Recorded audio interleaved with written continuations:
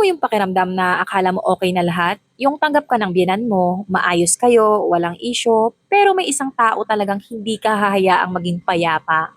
Ganyan ang buhay ko. Noong una akong ipakilala ng asawa ko sa pamilya niya, kabado ako. Sabi kasi nila, mahirap daw pakisamahan ang biyenan. Pero nagulat ako, mabait si mama. Tahimik lang, marunong rumispeto. Hindi siya nakikialam sa away naming mag-asawa. Kapag may problema kami, sinasabi niya, kayo ang mag-ayos, buhay niyo yan.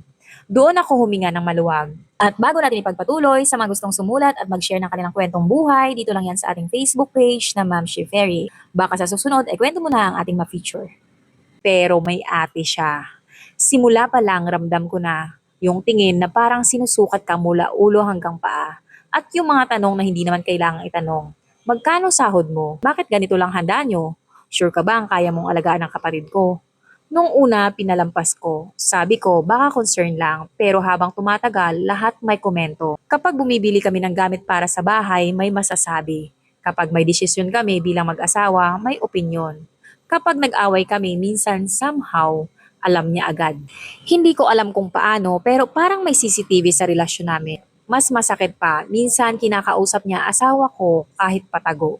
Pinagdududahan ako. Kesyo daw baka kontrolado ko ang kapatid niya. Baka daw nagbago na simula nung pinakasalan ako. Ang hirap pala kapag okay kayo ng mismong nanay, pero yung kapatid ang gumugulo. Ayoko ng bastusan dahil pamilya pa rin siya. Pero hanggang kailan ako tatahimik at hindi papatol sa kanya? Isang beses na puno ako. Hindi ako sumigaw, hindi ako nag-iskandalo. Sinabi ko lang ng maayos, ate, buhay po namin to. Kung may concern kayo, sana po pareho kaming kausapin, hindi yung parang may kampihan. Tahimik siya, hindi niya ako sinagot, pero alam kong hindi niya nagustuhan. Pero wala na akong pakialam dahil gusto kong sabihin sa kanya matagal na. Ngayon, civil kami.